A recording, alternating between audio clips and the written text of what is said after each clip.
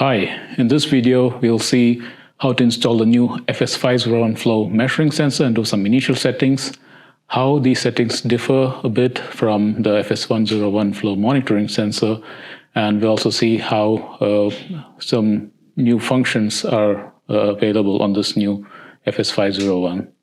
So as soon as you connect, you most likely would see out of range minus, because the detection range for the flow measuring sensor is from 6 centimeter per second or 0.06 meter per second to 300 centimeter per second or 3 meter per second. To get the signal, it has to be above the minimum detection range. And as you see, also the FS101 is showing an underrun because it's not within the maximum range which it has been taught to. So once you start the motor, you will start getting the actual values. I will just switch off this device and then show it again how quickly the FS501 gets heated up when compared to the FS101. Bring it down.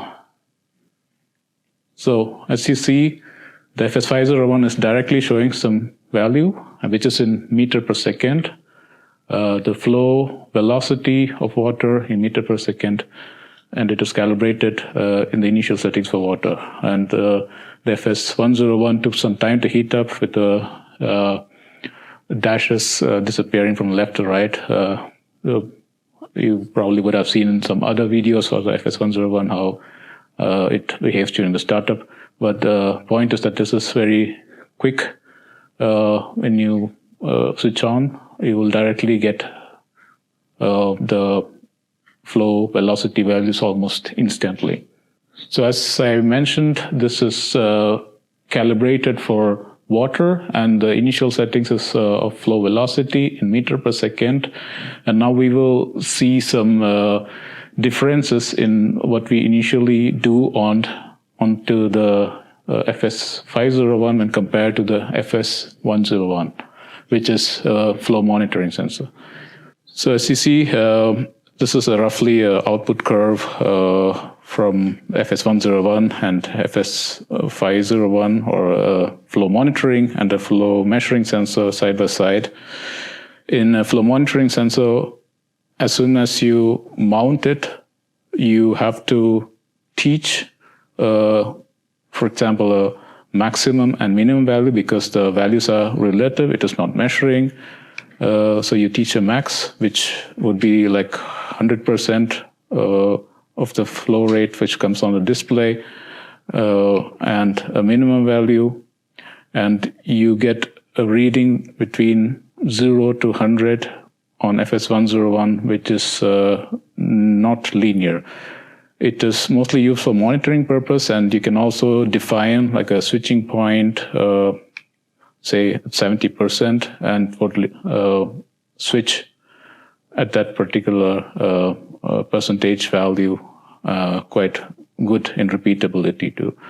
But the point is that you can mount the FS101 in any direction, and in that mounted direction you have to do a teach, and then it behaves in that same curve with the maximum values and the teach point as it's supposed to be, with a good repeatability.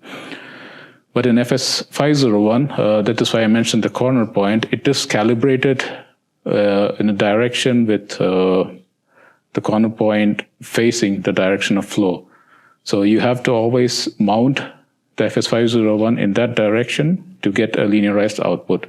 And here you do not need to have a max and min teach values, because it's actually measuring the flow velocity.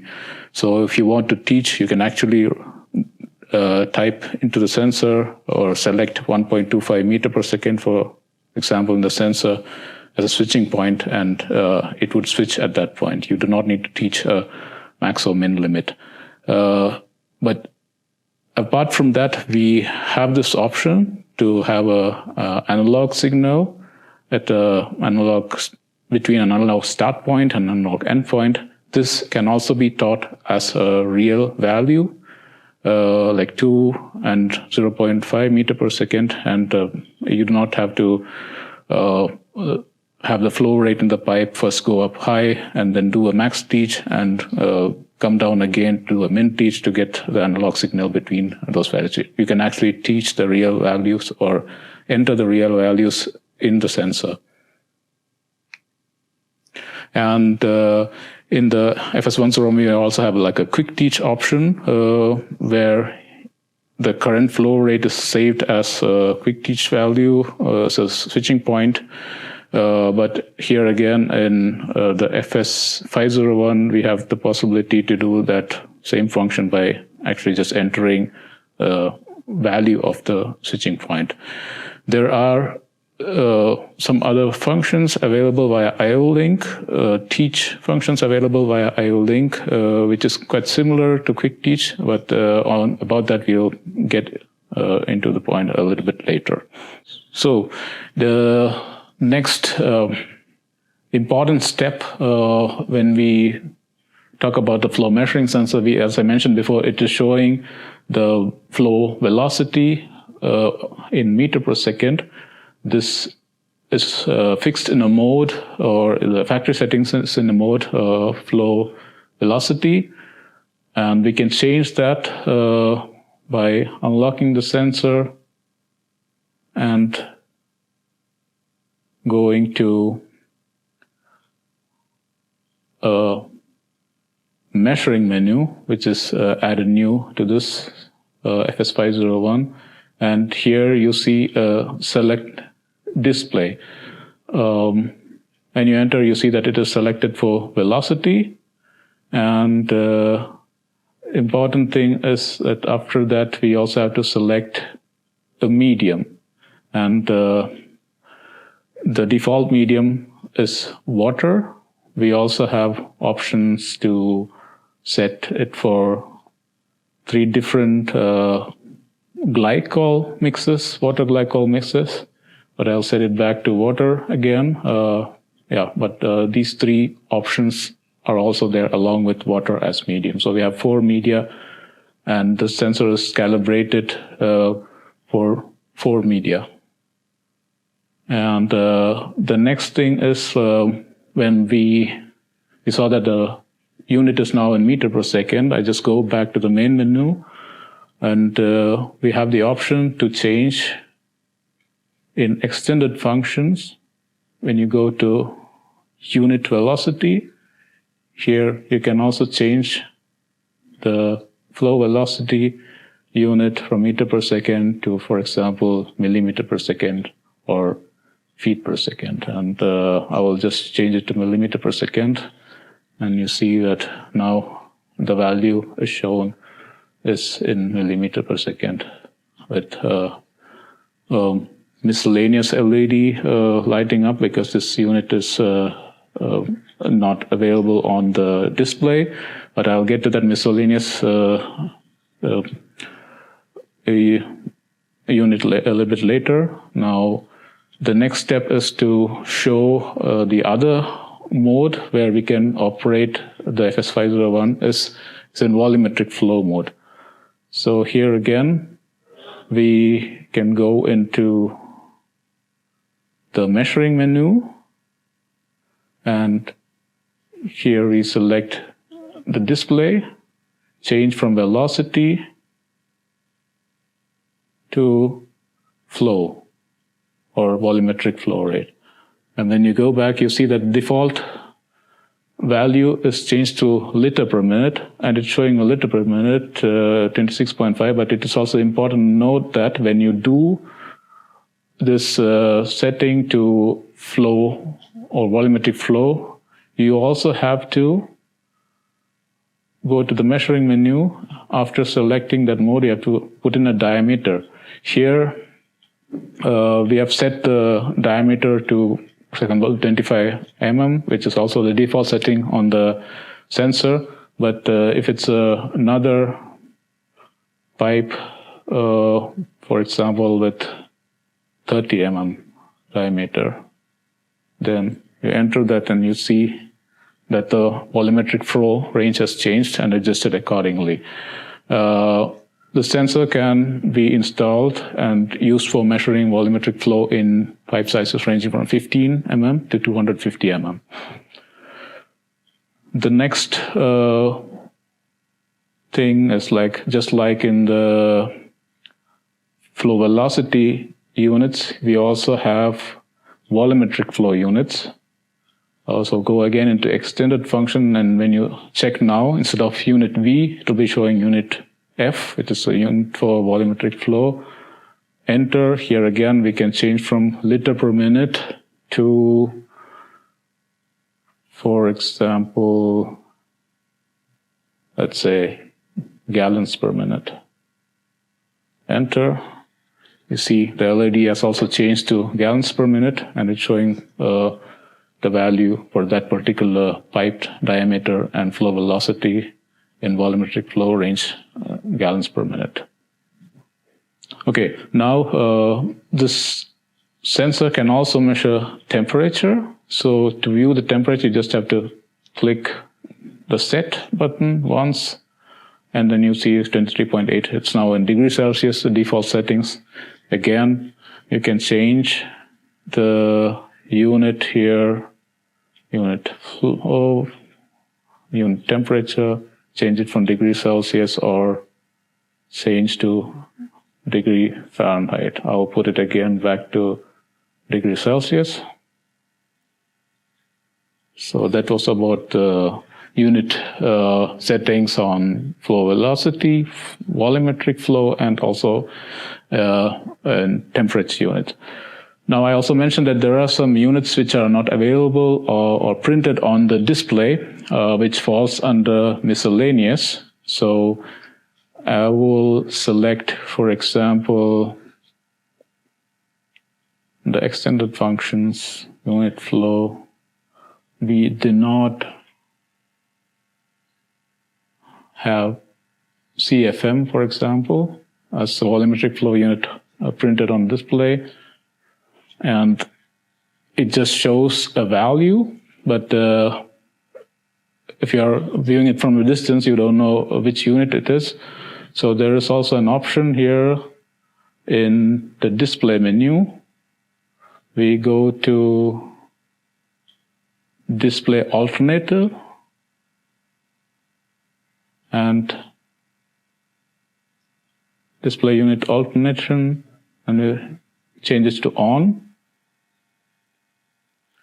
And now you see the value and the unit are alternatively displayed, quite useful when you're using a miscellaneous unit with the miscellaneous LED lit up. Also applies then also for the temperature. Here when you click once, you see the value in temperature and degrees Celsius being shown alternatively. So we just saw how the settings can be done on the FS501 after installation using the touch pads and the display. All these settings can also be very easily done using IO-Link. The sensor FS501 flow measuring sensor has an IO-Link smart sensor profile. And yeah, we go into the parameters. So here we see the settings that we already had on the sensor. This is the media, and this sensor is calibrated for water, and the standard variant is calibrated for water and 3 other glycol mixes. In the options you will see a lot of media, but these are just reserved media, so we only have these 4 which can be used along with this sensor. And I have set the diameter to 30 mm previously, and what I want to do is change this to again flow velocity, and the flow unit to meter per second, and we have the unit of temperature in degrees Celsius, and I will write it onto the sensor. So with IO-Link we have some really good new functions. With use of my IO-Link smart sensor profile, we are able to do some teaches, just like in the FS501, but this is enabled through IO-Link. It is similar to the quick teach. We can teach the current value of the flow rate in meter per second onto the sensor using the teachers, or you can also select the temperature here. So we have flow velocity and temperature. We have like 2 channels for that, and we can choose the channel out of these for 1.1, 1.2, 2.1, or 2.2, which designated for flow velocity and temperature, and then do the teacher. So I'm selecting here for flow velocity, and when we go into the process data, so you see here 0.9192, 9190 meter per second, and when I go to parameterization, and I say, please teach that value as SP1.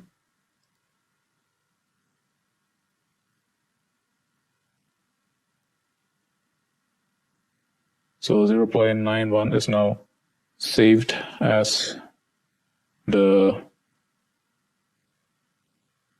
here, in this channel, 0.9 meter per second, saved as SP1. Similarly, you can do for SP2, or depending upon which mode you are, single point mode, 2-point mode, or window mode, you can teach using IO-Link very easily.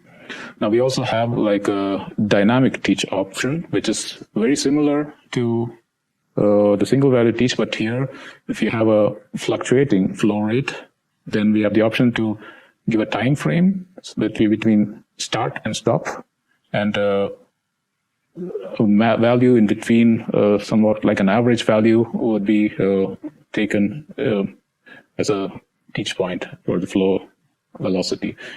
I would like to demonstrate it. I will just try, turning the valves a little bit, trying to do a simulation of fluctuating flow rate. This is quite useful in situations where the flow value is fluctuating a little bit, and then you have to do a teach. So here I say start.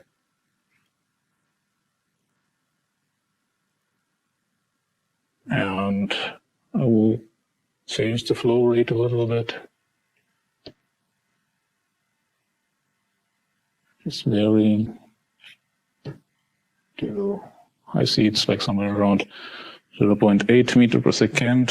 So let's just see that on the process value.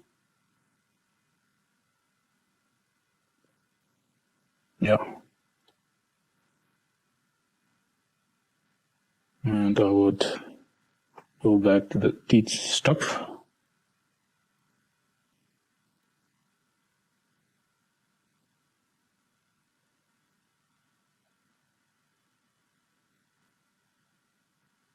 And when you see here, somewhat like an average value, depending upon the time frame, it was more towards 0.8 meter per second. So you see 0.85 meter per second here. Those are like 2 cool new functions available with the FS501. And we also have another great function, which is like a totalizer. So here we can click on start and stop, just like in the dynamic teach, but here you actually count or the actual flow volume, which has been flowing in between those 2 time frames, so in liters. So it gets counted like between some time frames, and then you are stopping it again. So in between that time, 8 liters has flown through the pipe. So these are the 3 cool new functions available with IO-Link on the FS501, a single value teach, a dynamic teach, and a totalizer. So that was a quick overview of the FS501 flow measuring sensor, installation, and some setup and some new functions. Hope you have very successful sales with this product.